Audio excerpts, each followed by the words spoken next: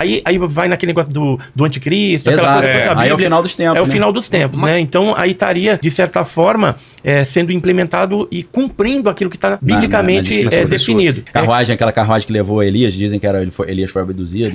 A Bíblia e os discos voadores. Jonas foi engolido por uma máquina tecnológica de Deus. O que era isso, eu não sei. Mas era alguma coisa que conservou ele durante alguns dias, dentro da barriga, ou dentro daquela estrutura ali, que a gente não sabe o que era, e depois ele foi cumprir o propósito dele lá em Nínive. A gravidez virginal de Maria teria sido uma abdução por uma raça alienígena da constelação lá de Sírios. E Jesus seria um dos príncipes da constelação de Sírios que veio fazer uma aliança com a humanidade. Nesse corte do Inteligência Limitada, Daniel Lopes e Edson Boaventura surpreendem Vilela com as evidências bíblicas de aparições de OVNIs e outros mistérios alienígenas, além de teorias polêmicas para muitos milagres da antiguidade que poderiam ser explicados por seres do espaço sideral. Não esqueça de se inscrever no canal, ativar o sininho das notificações e deixar o seu gostei. Então agora vamos pro corte. De que uma invasão alienígena traria duas coisas. Evitaria e seria uma desculpa para implementar um governo mundial. Porque para ter um governo mundial tem que ter um problema mundial, né? Uma questão que vamos ser obrigados a ter um líder. Líder. Isso aí vem naquele filme A Chegada, não sei se vocês lembram. Pode crer. A Chegada tem um pouco isso, né? Cara, um filme maravilhoso. Eles se unem para tentar desvendar a linguagem dos caras. China meio que esconde, é claro, né? Deu uma começa a fazer uma camuflada e os Estados Unidos também uma coisa paralela, né, cara? É muito louco. Eu achei legal pela minha área de linguística, nessa questão de interpretar os desenhos, né, que eles faziam. Mas o próprio Independence Day já era isso também, né? Os alienígenas chegam, aí a humanidade tem que se unir e escolher um líder para poder conduzir essa resistência, né, da humanidade. Eu acho que dificilmente o Brasil ia ser líder do mundo contra os alienígenas, hein? Às vezes a gente ia dar um olé nele, né? Usar a ginga, né? Ia dar um somebody love. Não, pera aí. Chama o Tite, né? A gente é amigo, que isso? A gente tem uns caras meio cabeçudo aqui também, deve ser parente teu. Pode crer. Eles iam dar um somebody. E Edson? Então, mas com relação a esse assunto... É interessante a gente pensar, né? Porque são muitas conjecturas que tem. Várias camadas. Várias hipóteses aí do que pode vir a acontecer, né? E assim, a gente não pode descartar essa hipótese também deles criarem uma suposta invasão alienígena para implantar um governo mundial, alguma coisa. Aí vai naquele negócio do anticristo, exato, aquela coisa que a Bíblia, aí é o final dos tempos. É o final dos tempos, né? Então aí estaria, de certa forma, sendo implementado e cumprindo aquilo que está biblicamente definido. E a Bíblia fala que o final dos tempos, Jesus fala em Mateus 24, que haverá abalos nos céus, né? Nos corpos celestes. Talvez tenha alguma coisa relacionada com Lucas isso. também... Né? 21, 7, ele fala... Olha o Edson. O cara tá afiado. Afiado na Bíblia, olha só. Não, eu estudei, fiz curso de teologia. É mesmo? Há muito tempo atrás, e depois fiz um outro pela Betel. E fiz pós-graduação em ensino religioso também. Porque uma dúvida que eu tinha muito grande quando eu entrei na ufologia com 14 anos de idade... era porque a gente ouvia falar, aqueles pioneiros da ufologia, que na Bíblia tinha contatos alienígenas ali, tem muita interpretação. Tem, por exemplo, um livro de um pioneiro falecido. Você ia citar qual trecho que você ia citar da Bíblia? Tem vários. Você falou de Lucas, né? Lucas 21:7 que tem sinais no céu. Sinais no céu. Às vezes encaixa, que pode ser luminosos, alguma coisa assim. O sol se escurece também. Carruagem, estrelas caindo, né? Carruagem, aquela carruagem que levou Elias, dizem que Elias foi abduzido. Então, mas Elias foi um torvelinho, né? Um redemoinho. Um redemoinho, não uma carruagem. Entendi. Mas não pode ser um raio trator? A carruagem foi Enoque. Que aí já não faz parte da Bíblia. Porque o livro de Enoque é apócrifo. Mas ali quando Eliseu vê Elias sendo levado, ele não fala carros e cavalos de Israel? Não tem esse mas detalhe? era simbólico aquilo, né? Porque, entendi. na verdade, é o torvelinho, né? Entendi. Que tá na palavra porque mesmo. a gente já estava falando do hebraico, antes de começar, ali no hebraico tem a palavra carruagem, que é merkavá, que eles usam para dizer que merkavá é a palavra hebraica para OVNI. Sério? Né? A galera que interpreta desse jeito. Então, mas só voltando lá no ponto que eu estava querendo. Um dos pioneiros foi o Fernando Cleto Nunes Pereira, um carioca, que escreveu um livro chamado A Bíblia e os Discos Voadores. Legal. Então eu tenho esse livro e tal. Só que tem um monte de heresia dentro do livro, porque era uma má interpretação do ufólogo que não conhecia teologia, nada disso. Esse cara era um ufólogo que falou de Bíblia, mas não manjava de Bíblia. Não manjava de Bíblia. Ele pegou textos fora do contexto bíblico. Tá bom. E aí acabou virando um pretexto ufológico. Beleza. Né? Então, isso aí, no começo, quando você está aprendendo sobre ufologia e tal, você acaba caindo nessas armadilhas. Entendi.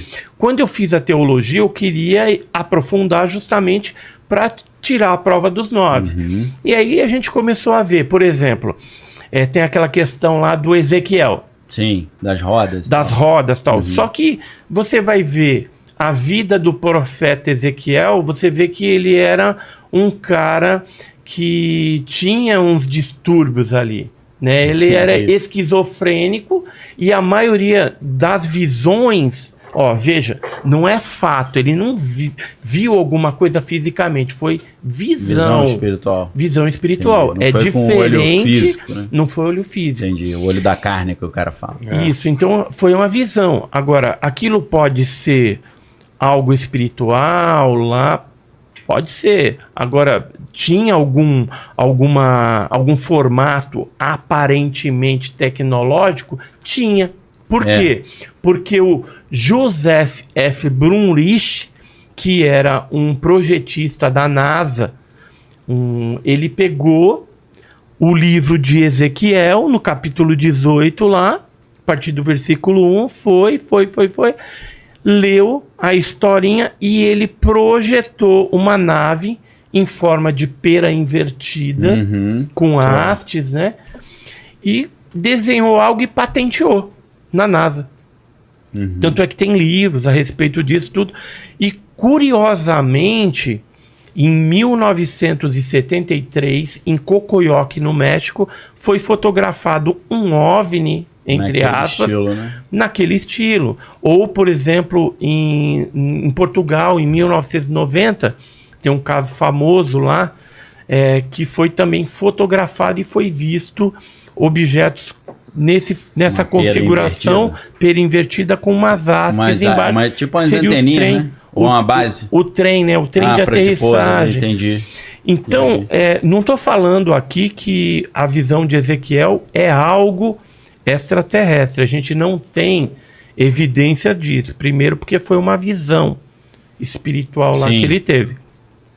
Mas é interessante que o Joseph Brumrich achou tecnologia naquele negócio e projetou uma nave, e hoje a gente tem algumas coisas voando parecida com aquilo. Entendi. Isso na questão do Ezequiel, então, quando você faz a teologia, você vai aprendendo um pouquinho mais. Sim. E quando a gente fala aqui de começar do começo, é interessante pegar o livro de Gênesis, por exemplo, porque ele faz parte do Antigo Testamento, né? Se a gente pegar lá a Torá, judaica e tudo mais, Pentateuco e tal, os 5 livros lá do Antigo Testamento, de Moisés, você vai encontrar ali estudos rabínicos, né, judaicos, que falam que Deus criou 1.500 mundos. Entendi. Então, quando se fala de 1.500 mundos, a tradição fala muito disso também, significa que é mundo com gente, com vida. E a Terra seria um desses planetas. Então, faltaria a gente ainda encontrar 1.499 mundos com vida. Isso só ali em Gênesis. Aí você vai indo, tem, por exemplo, o livro de do profeta Jonas, que fala, todo mundo conhece a história lá, que Jonas tinha que levar uma palavra ruim lá para o povo de Nínive. Sim. E aí, de repente, ele não quis, né? Aí pegou um barco lá, e depois o mar começou a virar. Aí descobriram que ele estava sendo rebelde ali na obediência a Deus. E aí ele foi engolido, dizem que era um peixe, ou um grande peixe, ou uma baleia, certo? Mas se você pegar a palavra em hebraico, não é baleia, não é grande peixe, não é nada disso. É o quê? É máquina tecnológica de Deus. Entendi. Então, eu vou ter que conferir no dicionário. Era máquina tecnológica de Deus. Isso aí quem falou para mim foi até o próprio mestre de teologia, o pastor Mário Lima, né, que ele estuda bastante hebraico, e ele falou, só que não dá para pregar, falar lá no púlpito da igreja. Vai confundir o pessoal. Que né, Jonas foi engolido por uma máquina tecnológica de Deus. O que era isso, eu não sei. Mas era alguma coisa que conservou ele durante alguns dias dentro da barriga ou dentro daquela estrutura ali que a gente não sabe o que era. E depois ele foi cumprir o propósito dele lá em Nínive. Eu sei que você não acredita e eu também não, né? Que Jesus era um alienígena, mas o pessoal tem uma... De certa forma era, então, né? Porque não é desse mundo, né? Mas o pessoal... O mundo dele não é desse mundo, mas ele era 100% terrestre. Então, não, mas o pessoal que coloca ele como alienígena elenca várias coisas que deixariam a gente, que poderiam colocar ele como alienígena. Parece que o DNA dele é que ninguém fez o teste. Talvez tivesse alguma coisa diferente. Não, mas o lance de curar, o lance dos milagres... Não, tem outro detalhe aí que tá naquele livro que a gente conversou antes, que é o Exovaticana, que é o livro do Thomas Horn, um teólogo já falecido. Ele fala que... Falou em Horn, passou aqui o Lane, você viu? Horn. Que incrível, né? Esse livro, até a capa é o Vaticano com um OVNI em cima. Ele diz o seguinte, que lá no Vaticano, os jesuítas, né, que tratam dessa questão ufológica, inclusive é interessante que o padre que era o responsável pelo exorcismo também era o responsável pela questão dos ETs, né? E ele conta que alguns jesuítas, tá? E o nome dele é Giuseppe Tanzella Nietzsche, é o nome do cara, porque tá já na capa esse trecho. Ele diz o seguinte, que hoje alguns teólogos jesuítas estão achando que a gravidez virginal de Maria teria sido uma abdução. Porque Como a gente assim? tem muito...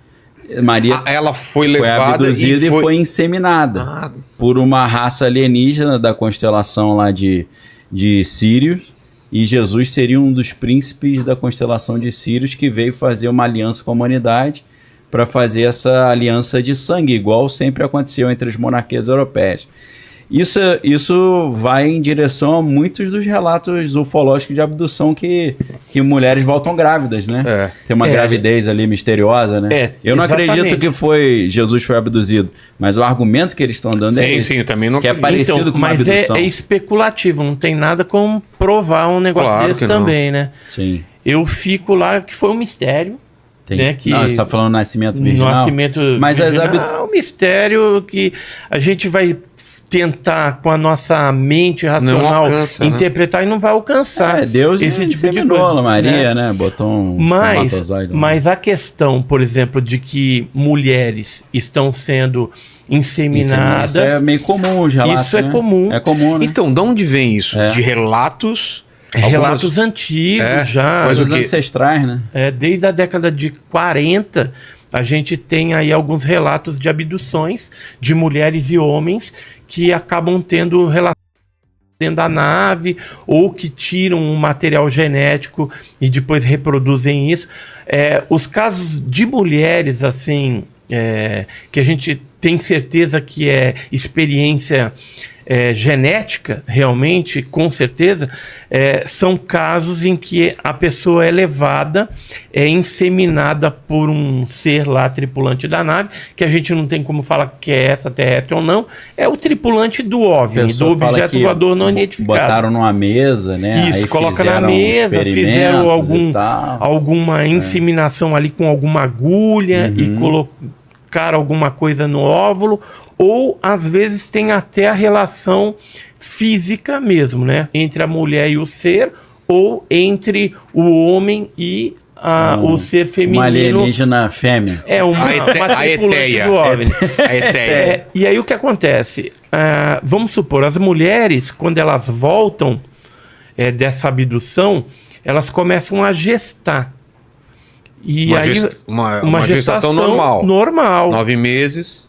Só que não chega a 9 meses. Do 3º pro 4º mês, ela é abduzida novamente. E eles tiram um neném. Aí ela tem uma hemorragia, vai pro médico. Aí o médico olha e fala, tá placenta, tá tudo aí dentro. Tem traço. Sumiu só o feto. Isso é meio comum, esse relato, né? Tem livros, são centenas de casos no mundo todo aí, só nos Estados Unidos, em termos de abdução. Assim, você pegar o David Jacobs, ele pesquisou 200 e poucos casos lá, que ele já está chegando até numa conclusão de que provavelmente está se fazendo híbridos, né? Isso. Então seria meio humanos e meio tripulante de OVNI. Aí eu venho com uma questão pro Daniel, que é o lance dos gigantes, né? Isso, dos Nephilim, tem a ver. Que é isso. Segundo algumas interpretações, né? Existe essa interpretação. Eu queria até ouvir sua opinião antes. Porque quando você pensa assim, Gênesis 6... Como está na Bíblia, na Bíblia está mais ou menos assim. Os filhos de Deus viram que as filhas dos homens eram formosas, coabitaram com elas e nasceram então os gigantes, os varões de grande renome da antiguidade. Quando você olha esse negócio, aí você pensa, o que é isso? Filho de Deus com as filhas dos homens, é o quê? O filho de Deus é o cara que era bom, andava no caminho de Deus, e a filha do homem era a mulher do mundo aí, devassa, será que é isso? Aí alguém fala brincando, eu nunca vi um cara de Deus casar com a mulher devassa e nascer um gigante, um jogador de basquete. Exato. Não faz muito sentido. Mas aí o que eles falam? Então, há várias explicações para isso. Os mais avançadinhos, né? Sucubuzinho que tem tudo a ver. Isso aqui a gente vai falar agora, porque eu acho que tem a ver. Tem tudo, isso. Até então, a relação com alienígena pode ser nessa categoria. Pode ser. Vou até mostrar algumas coisas interessantes. E então, por exemplo, você acha que é possível isso, Gênesis 6 ser uma espécie de abdução e gravidez? A gente já tinha gigantes na Terra também. Sim. Já tinha, se você pegar lá os cananeus, né? Sim. Ou pegar lá o Davi Anak. Os Anakis, né? Anakin. Isso, eles eram maiores já? Era enorme. O Anak era pai de Talmai, Cesai e Emã, que são 3 gigantes. Isso está na Bíblia oficial. E aí do Anak nasce uma linhagem dos Anakin. Aí tem a ver com Anakin Skywalker e tem a ver com Anunnaki. Isso. E tanto é que, por exemplo... Só depois eu queria saber o que são os Anunnakis, tá? Tá bom. Golias, né? Matou lá o gigante. Né? Davi. Aliás, Davi matou Golias. Mas e aí tinha outros, né? Então, mas tinha os irmãos de Golias... que eram gigantes também. Então, assim, tem uma vertente lá que fala que quando Davi foi pegar as pedrinhas no rio... Sim, pegou 5, né? Ele pegou 5 porque... Uma para cada irmão, né? Isso, tinha o Golias e tinha mais 4 irmãos grandes. Ele ia matar todo mundo. Sabia disso? Quando o Davi foi matar Golias, sabe o que Golias falou? Falou, Cride! Nossa, fala pra mãe. Ou ele pegou 5, se falhar a primeira, né? Se falhar a primeira, eu jogo a segunda, a terceira, a quarta. Tem que ter até o plano E, né? Já que você citou isso, deixa eu te perguntar a sua opinião. Muito obrigado por ter ficado comigo até o final desse vídeo. Não esqueça de se inscrever no canal, ativar o sininho das notificações e deixar o seu gostei. Todo dia tem um corte novo pra você. Dá uma olhada no canal, tem muita coisa legal já. Até amanhã.